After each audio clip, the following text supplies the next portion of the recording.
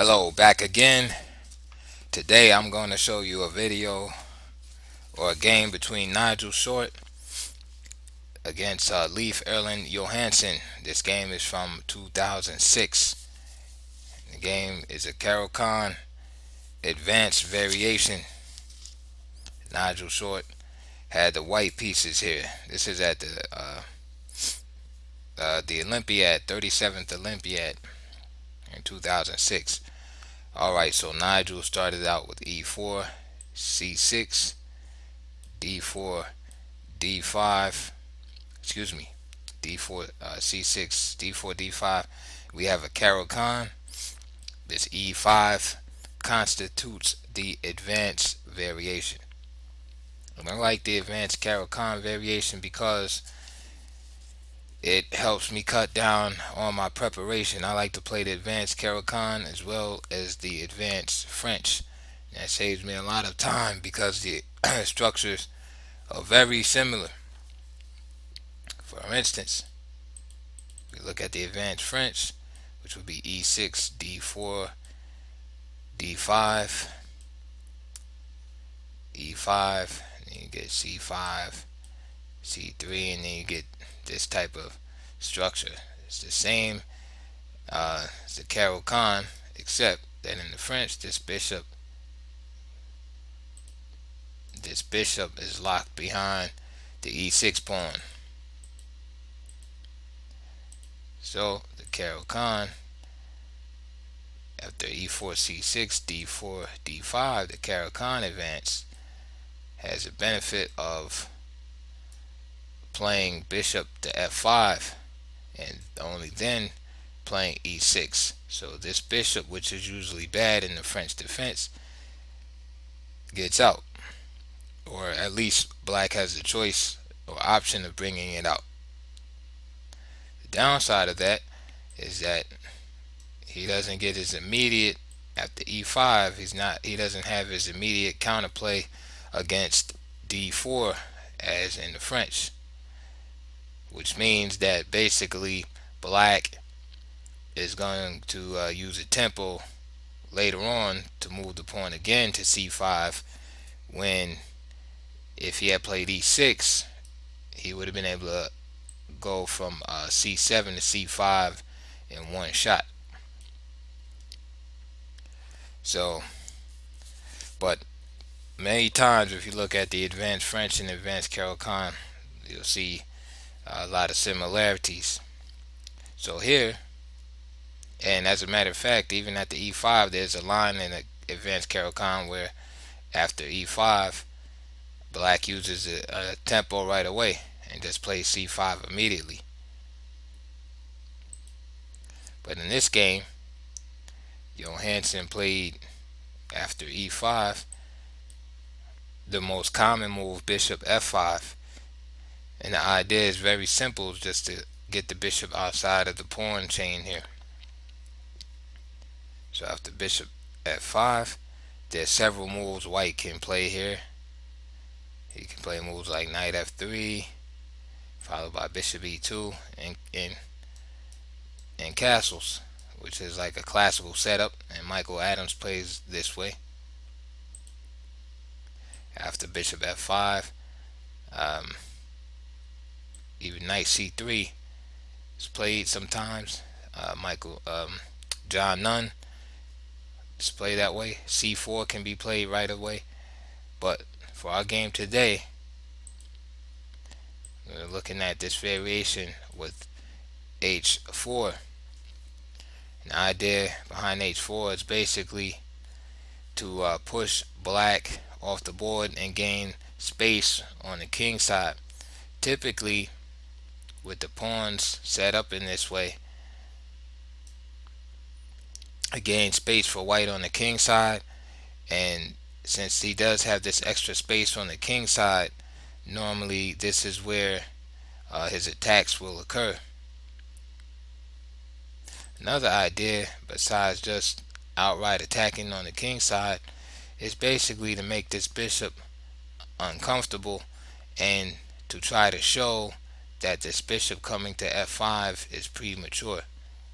So idea is to gain tempo and time against this bishop, also while also gaining space at the same time.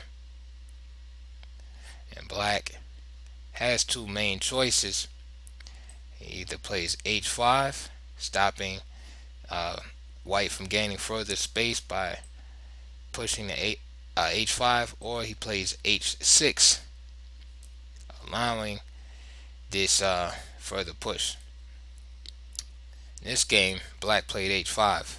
Now the downside of h5 is that this g5 square is weak now. Piece can come and sit on that square. Knight can come to f3 and also utilize that square. The benefits of this h5 is that it does stop white's expansion on the king side.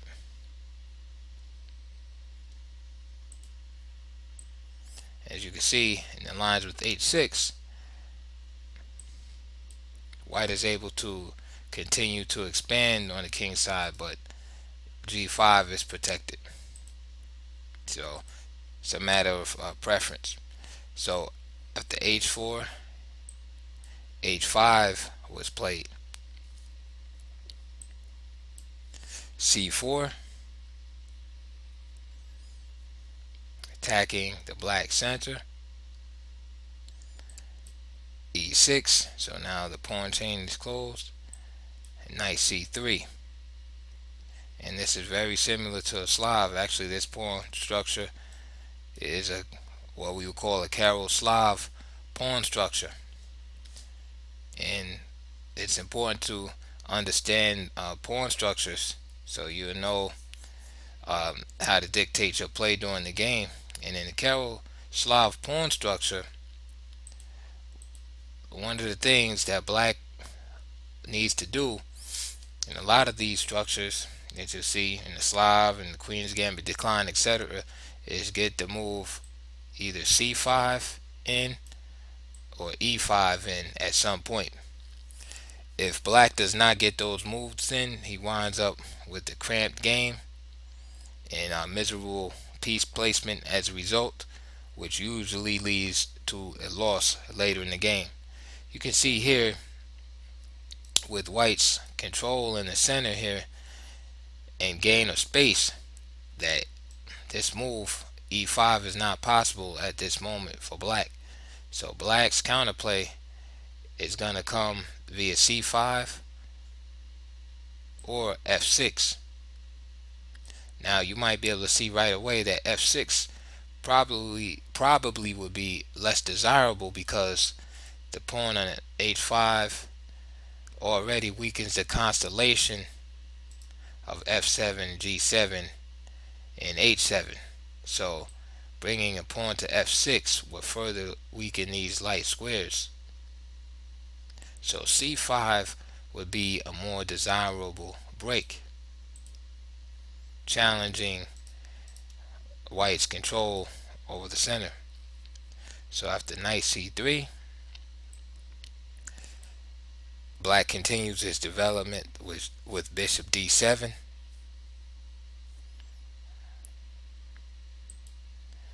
Bishop e7 is also possible, just challenging that pawn, asking the question to white, how are you going to defend this pawn? So that's a possibility. And another alternative too, besides knight d7, which is a standard move by the way, is d takes c4. And the idea of this is after bishop takes c4, black will try and to use the square d5 for his knights. So perhaps this knight could go here and here and here. But in this game, knight d7 was played. Excuse me, let me put that back. In this game, knight d7 was played, and Nigel took.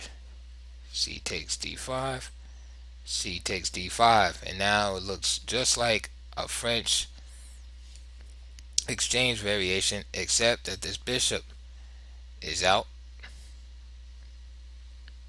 And I would say, and also the downside, looking at it from a French advanced perspective, is that this knight usually would not be here in the French defense.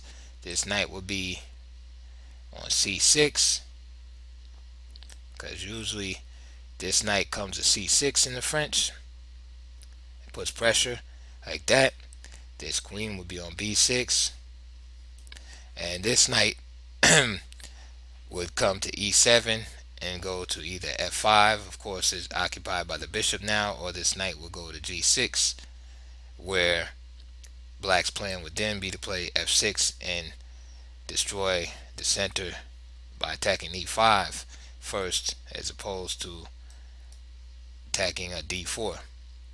So the benefits of this in the Caro Kann is that this bishop is out of the pawn chain, but the downside is this knight is a little misplaced. So okay, so after c takes d5, c takes d5, bishop d3. Time to trade off this powerful bishop. Queen takes d3. And now that those bishops have been exchanged, that was black's probably black's best piece. Now that those bishops have been exchanged, we see that white has a space advantage and a lead in development. So we have to say that white's chances are better here. Okay, so after queen d3, knight e7, knight f3, knight c6, trying to put some pressure here, castles, and bishop e7. So now black finally gets around to threatening the pawn on h4. And keep in mind too, this knight that I told you was a little bit misplaced here. Not a little bit misplaced, it is misplaced.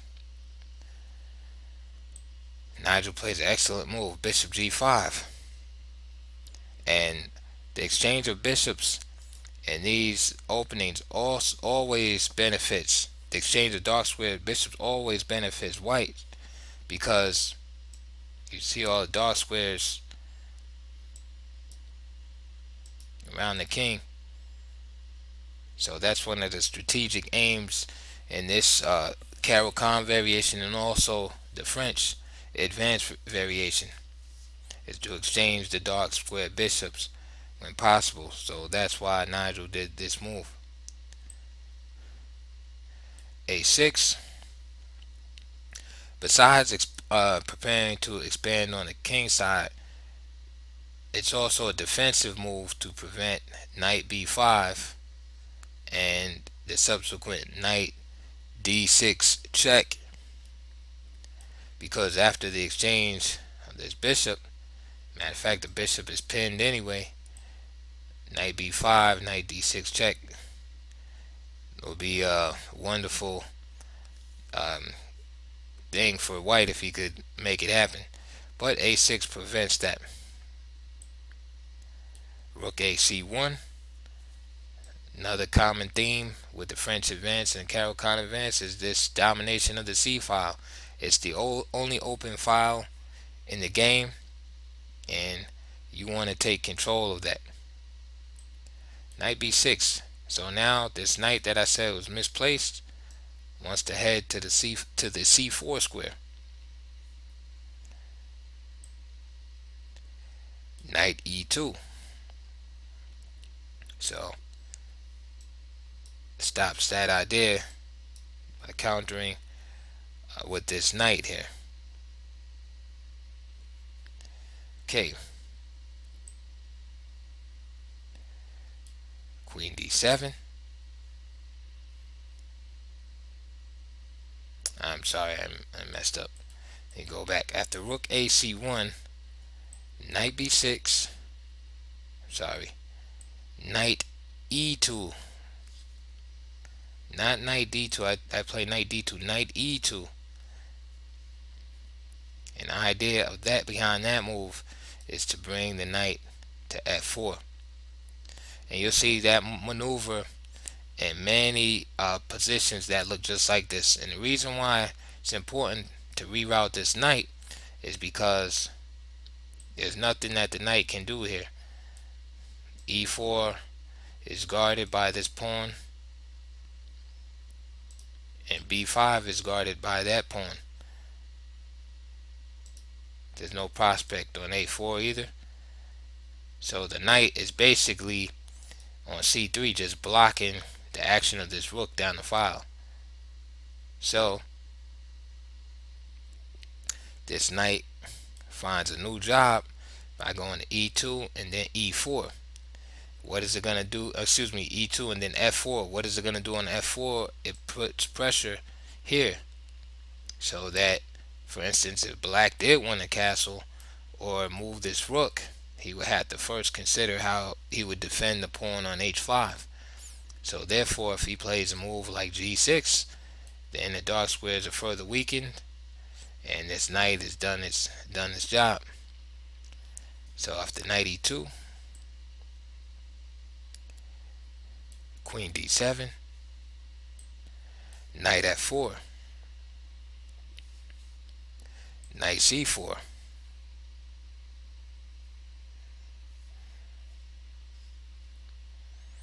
now if castles queen side,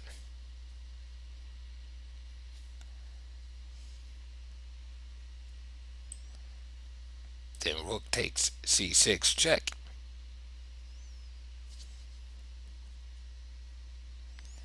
And if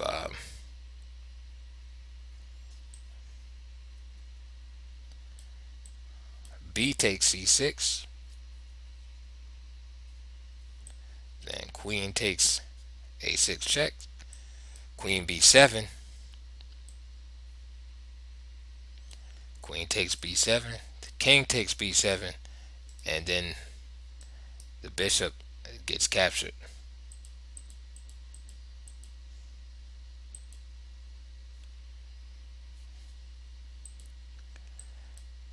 Another line is castle again, rook takes c6, and if queen takes c6, then the bishop is just left unprotected. So that's why Johannsen did not castle queenside. So instead, after knight f4, he plays knight c4, attacking this pawn. And this is a primitive and easy threat for black to deal with. Like I said, this knight has serious problems finding a job in this line, in this game. So b3 just knocking the knight, knight out of there. So he goes to a3, desperately trying to be involved in the game. Nigel plays rook fd1, putting additional support on the d4 pawn, because his ultimate plan is to bring this knight up the board, trade these bishops off, and then put his other knight on g5. And then you'll see the influence on the light squares that these two knights have. But first, he wants to make sure the d4 pawn is taken care of and adequately protected. So rook fd1, rook c8, bishop takes, queen takes, rook c5, and he's showing signs that he might double here.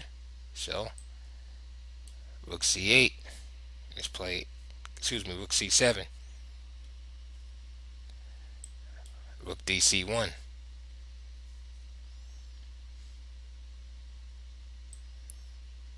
g6, and knight g5, just as I told you. And now you see the knights are looking quite menacing on these squares, and you can see that the knights are very active now. These knights touch every single light square on black's king side.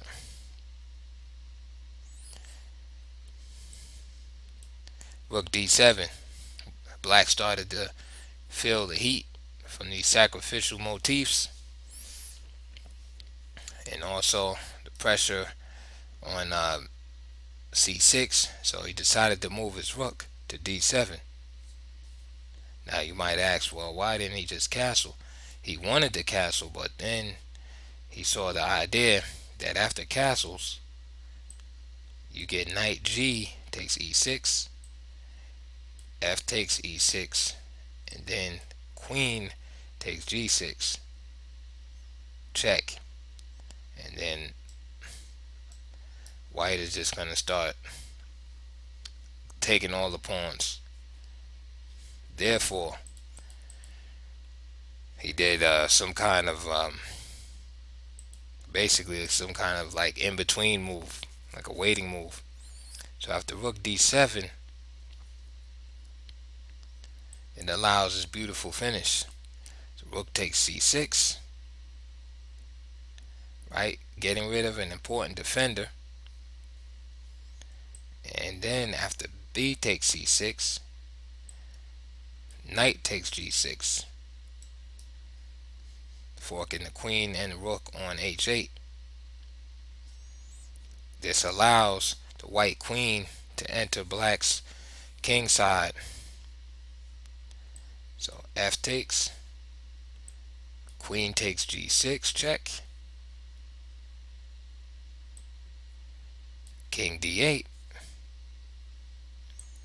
and rook takes c6. And here black resigned. Despite him being a rook up, he has no adequate defense against the threat of knight takes e6. For example, let's just make a no move. Let's say he tries to get this knight. Notice how this knight was out of play the whole game. Say he tries to get the knight back into play. You have knight takes e6.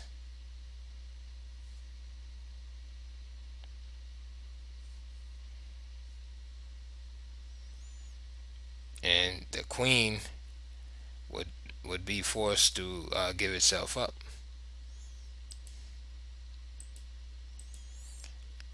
Also winning besides, let me go back.